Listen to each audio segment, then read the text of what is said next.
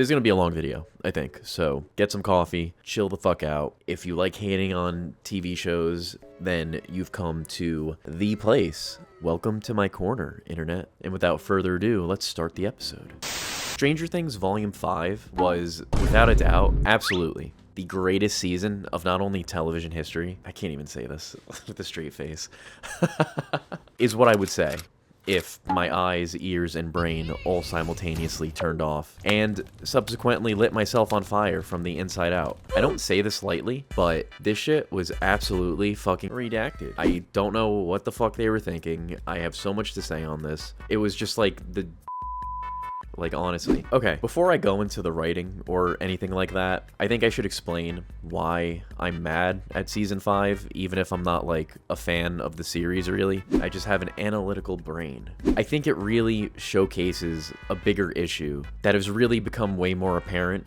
in recent years in the entertainment industry. And just to preface things, we live in a country, at least I do, where our biggest export is not guns or redacted, contrary to popular belief, but entertainment. And funny enough, the Pickle Priest is the one who told me that, and he's 100% right. So the issue here is that it's like those child daycare centers with no children, and in television terms, it's like a writer's room without writers, a rehearsal without actors, and we'll get into this later, a shoot without a director apparently. And it's gotten to the point where it's like impossible to enjoy anything anymore because quality control is essentially non-existent when it comes to certain studios and companies. And it's things like this that really make me want to pitch my bad movie tax act to Congress. This is my proposal. Anytime there's like a big blockbuster or series that is really going to break the bank on production costs, I personally think they have to pass their script or project through a panel of judges. Qualified, keyword, qualified panel of judges.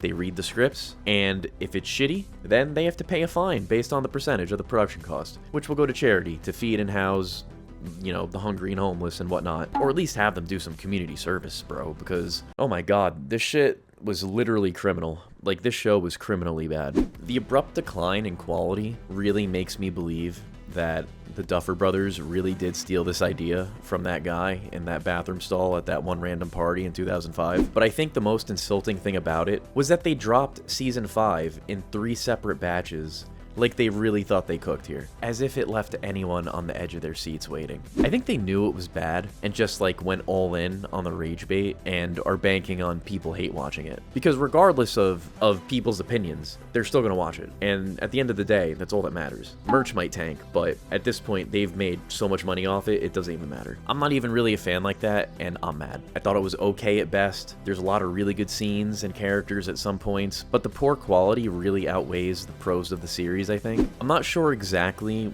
when the tonal shift occurred from like mystery drama to comedy to action comedy, but I want to say it was around season 2 to 3. And just for a few examples of what I mean, main characters stopped facing consequences and the brand new characters were introduced so they could just throw them away with bare minimum investment. Dialogue took a nosedive in quality, like every line is so cringy and on the nose now, and it's not just like a Stranger Things issue. It feels like they're writing shows nowadays, like people are too busy on their phones to look up, so they have to like over-explain what they're physically doing and dump exposition every scene, it seems like. There's just like absolutely no respect for the audience here anymore. Media literacy is a fucking wives' tale at this point. Okay, so you know what? I just looked it up. That is actually true. Netflix literally tells their productions to write stories like that. That's insane. That's insane. I don't really see a lot of people talking about this when reviewing this season, but I really do think this is like an important topic. I want to talk about the amount of money that went into the series. I don't want to say real quick because I don't know how long I'm going to be bitching for, but you know what I mean. I also want to preface this with maybe I'm bugging, but it makes sense to me, so I'm interested in hearing your guys' thoughts about this. And with that being said, I'm trying to wrap my head around this seemingly eternal gap between seasons to pump out this season for it to just be garbage. Like, I know there was a writer's strike, but this went down as like one of the most expensive shows ever created. So I gotta know, Where did the money go? The special effects were horrible outside of the monsters, which there were not many of. It was littered with obvious green screens. The acting was subpar, so that's a waste of a paycheck already. The writing was terrible. I bet if you grab the Duffer Brothers and shake them by the fucking ankles, there's gonna be a bunch of $1,000 bills just falling out of their pockets. And I probably think a lot more about this than I should, but it just like, I see a bunch of commonalities between this and other things occurring in the world.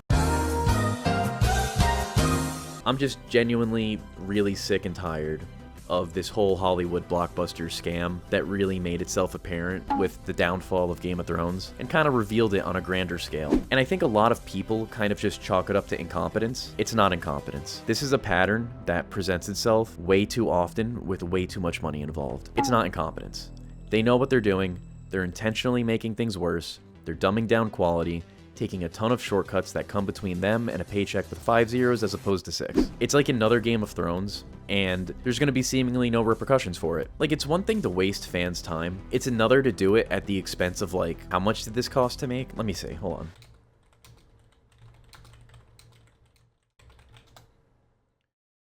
$400 million? What? Bro. Yeah, that settles it. Lock them up. And the finale's not even out yet. I wrote all this and recorded this for the first part of this video. I cannot wait to transition to future me in this video after I see the finale. You know what? It just occurred to me. I think I do know where the money came from. Okay, thank you for bearing with me. I got all my fucking conspiracy nonsense out of the way. Now to the part that everyone's been waiting for. That all 4 of you have been waiting for. I don't even know where to start with this one. LOL. I think Stranger Things' biggest strength is also its biggest weakness. On one hand, it's literally written like a D&D campaign. It's very obvious the way lines are delivered, the way plans are devised, and on the other hand, the writing definitely has the same quality of a standard D&D campaign. It is laughably bad at times. Hiya.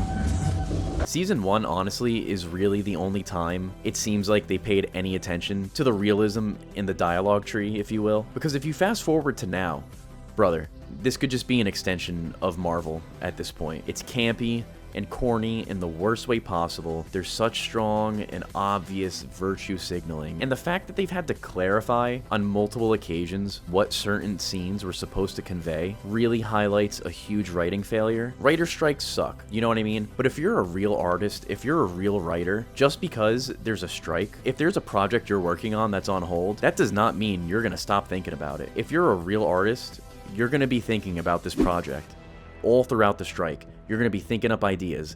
Just because you're not getting paid for it doesn't mean your brain's going to shut off.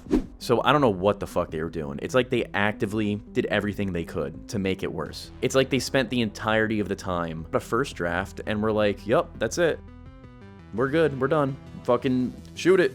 And I don't mean to get heated. I'm going to try to chill out. I'm going to try to keep it lighthearted. But everything is super convoluted. One of the reasons I'm not like a huge fan of the show, because it seems like the writers are just making the shit up as they go and never had a plan to start with. The bad guys are always seemingly changing. There's always and everything we knew about the upside down was wrong moment. And worst of all, aside from the heavy-handedness, it's fucking boring, especially this season. I saw part of a review, I forgot the channel, but he said that they do a lot of telling and not showing, which is 100% spot on. There's like no impact at all in these scenes. The stakes seem very inorganic.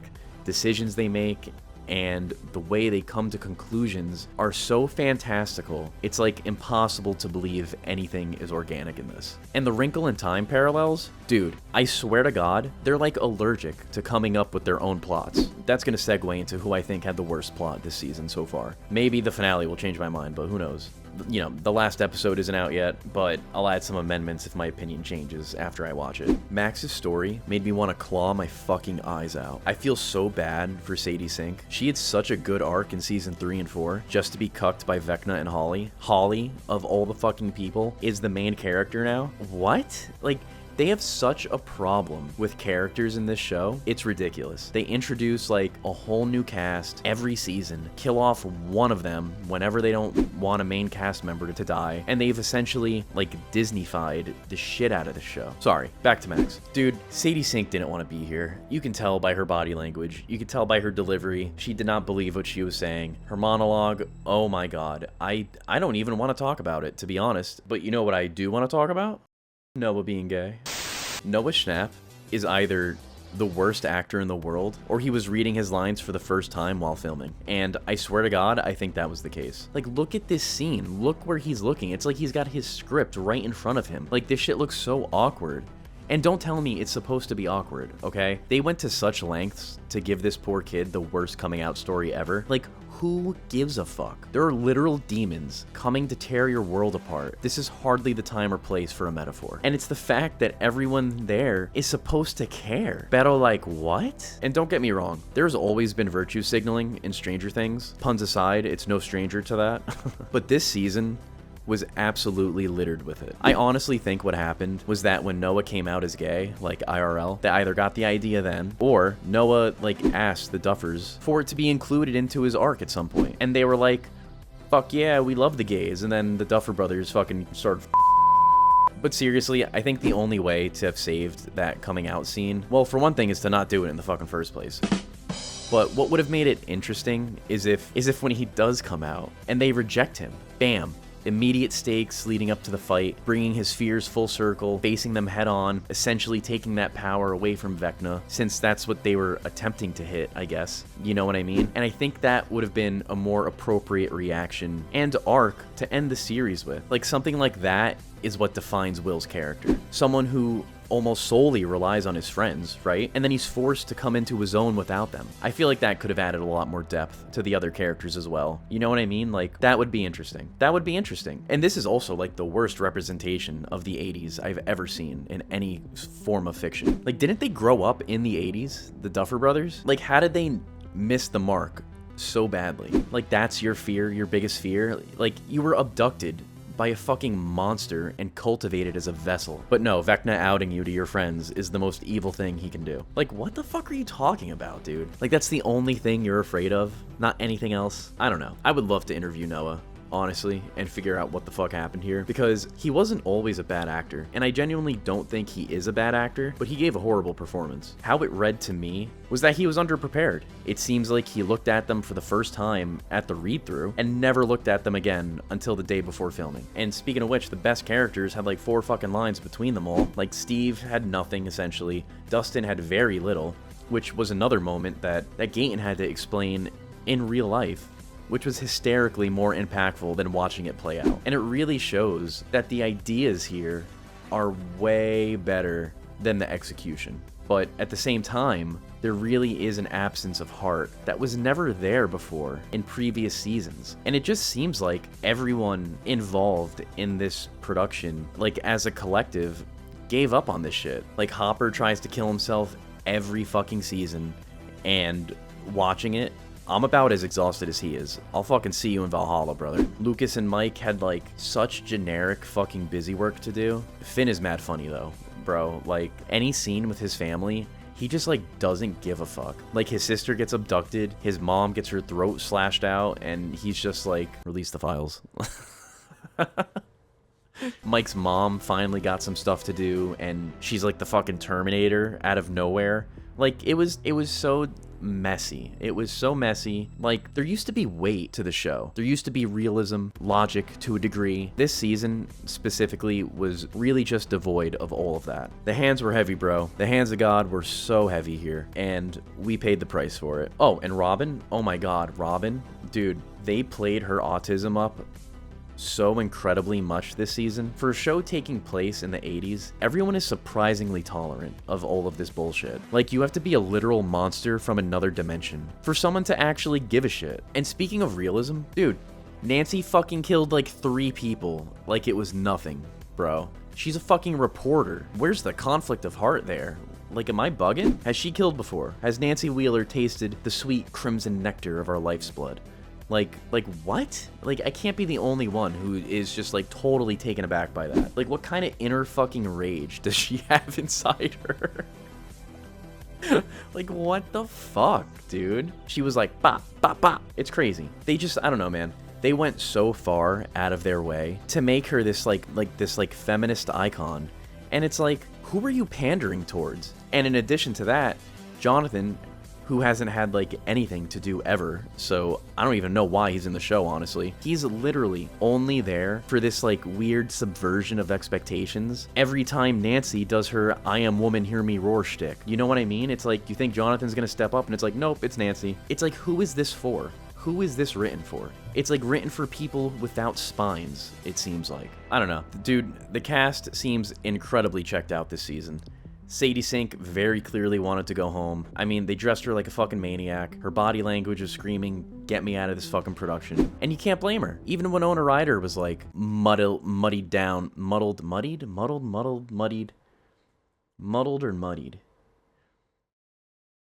Muddled. I think it's muddled. Even Winona Ryder was like muddled down to this caricature of this like hypochondriac mom with no personality whatsoever. She's cute, don't get me wrong. It was cute when she was like, hello? But it's just like, this script was, how bad does a script have to be for the GOAT, for the legitimate GOAT, to end up with a performance like that? It's just insane. I got secondhand embarrassment watching this. I can't imagine how the cast felt filming. And it's not their fault, because a lot of them are really good actors. You know what I mean? I feel really bad for Millie, honestly. She got bullied so hard throughout the entire run of this show. And now people are fucking busting her balls over, like, her face? Like, what the fuck, dude? Like, just leave the kid alone. She's a fucking kid still. You know what I mean? Like, I don't know. She's like 20 and has a kid. I don't know. She's not like a kid, but you know what I mean? Like, just leave these fucking people alone. Like, I don't know what the fuck is wrong with people. I don't know. I feel bad for them. I really do. At least for the ones that like give a shit about their craft. You know what I mean? It seems like she at least gives a shit. They didn't sign up for this. They get roped into these contracts before everyone jumps ship as the quality declines, steals all the profits from under them, and then they're shit out of luck and potentially lose out on future roles because of a bombed project. And my biggest frustration with this is the direction they got, if any, because it seems like they got absolutely zero. Like, who directed this shit? That's my big problem, I think. I can't imagine a competent director had watched these scenes and was like, we got it. What'd you do? One fucking take? Like, they want to, I hate this. They want to bitch and moan about how much money they lose on retakes. Bitch, you had $400 million for this. Like, where was the actual direction? Who watched this scene with Sadie Sink and was like, you're doing great? Look at her. She looks fucking miserable. She looks disconnected. Her body language speaks volumes. It looks like it's fucking amateur hour. I'm gonna choose my own inner peace, I think, and not talk about the monologues here. I'm not gonna talk about it. I'm just not gonna do it. Like, who watched any scene with Will and was like, fire, let's go home, we're good? It's just, it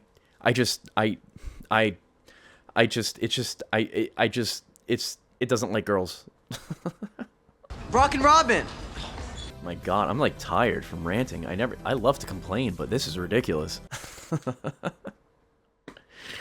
Oh my lord. I think another problem, oh, go figure, another problem with Stranger Things. I think another problem that really prevented a lot of quality from going towards the script was the amount of corners that they write themselves into every season by growing the cast exponentially and killing like maybe one person a season for every whole new cast that they introduce. Like, just stop introducing so many characters. Just work with the fucking characters you have. Have them do things.